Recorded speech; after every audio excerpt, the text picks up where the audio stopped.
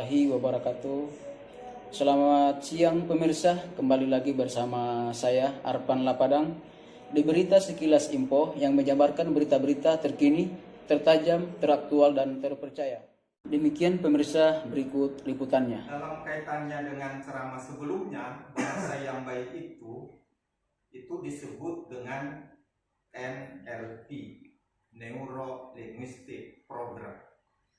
Jadi ada bahasa pilihan yang boleh kita gunakan untuk menginstal kebaikan ke dalam alam bawah sadar orang, yang tentu bahasa-bahasa pilihan itu ada namanya yang disebut Neuro Linguistic Program, bahasa yang dapat digunakan untuk memprogram alam bawah sadar atau otak, bahasa yang lain.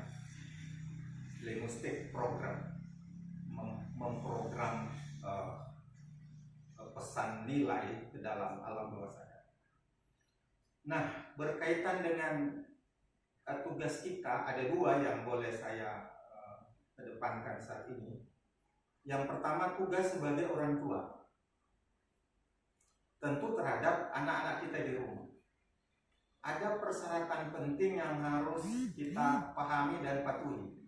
Yang pertama, jangan memberikan nasihat pada saat kita lagi sedang marah.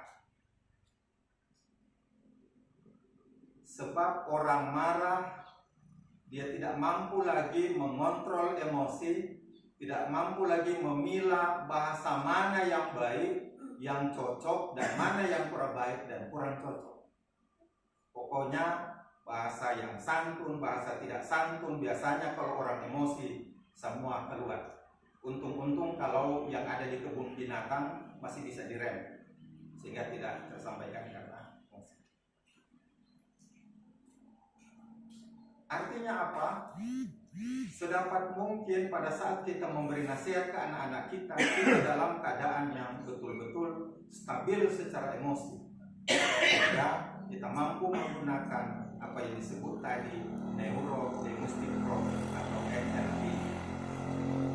Fungsi yang kedua, kalau kita menjadi pimpinan di kantor,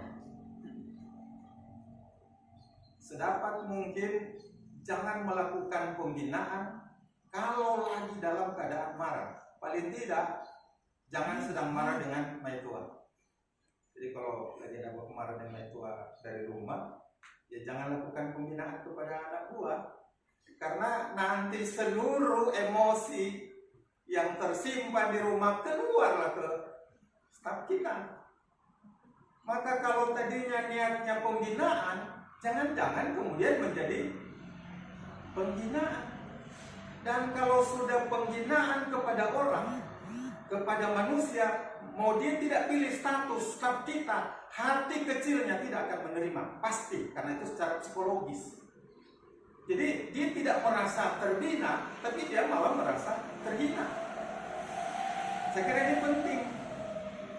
Maka betul-betul pada saat niat untuk melakukan pembinaan, pertama, gunakan bahasa yang insya Allah mudah kita ucapkan. Demikian pemirsa sekilas info dari Humas Kementerian Agama Kabupaten Bola Mongondo Selatan, Arpan Lapadang melaporkan.